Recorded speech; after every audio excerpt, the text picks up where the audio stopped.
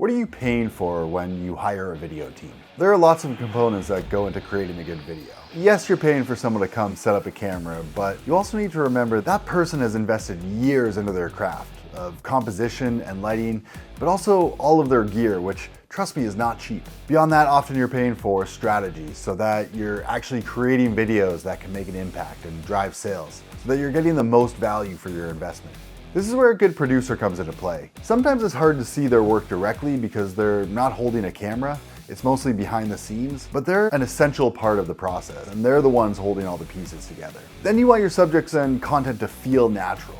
Oftentimes for this, you'll need a good director. If it's interviews or testimonials, you'll want a director who will ask the right questions and bring the people out of their shells. There's nothing worse than having someone look and feel uncomfortable on camera. You're better off not having a video at all. But the most important job of a good director is knowing how to tell a story.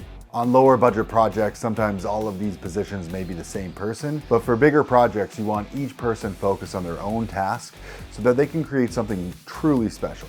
Beyond these roles, you can also have production designers to help make the scene and background look amazing, as well as having sound mixers, lighting people, and honestly, there are just a ton of roles. There's a reason films have so many crew members and cost so much money. Each job takes a set of skills and needs to be done properly.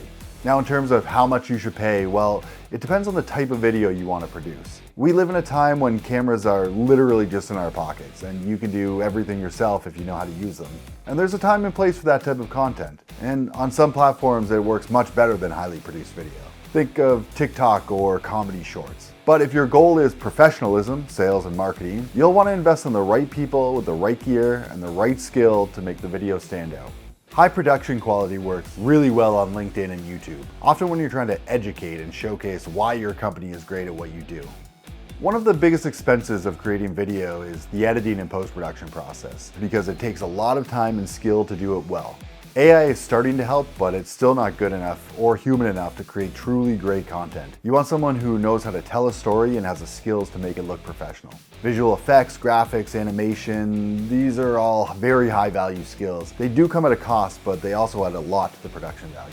So plan for the type of content you need. If you have the money, invest in the right pieces. But if you're just getting started, taking on some of these responsibilities is okay too. Just whatever you do, get started, create that content, and above all else, give value to your audience. Hope that helps. Drop me a line if you want any advice or encouragement, and I'll see you in the next one.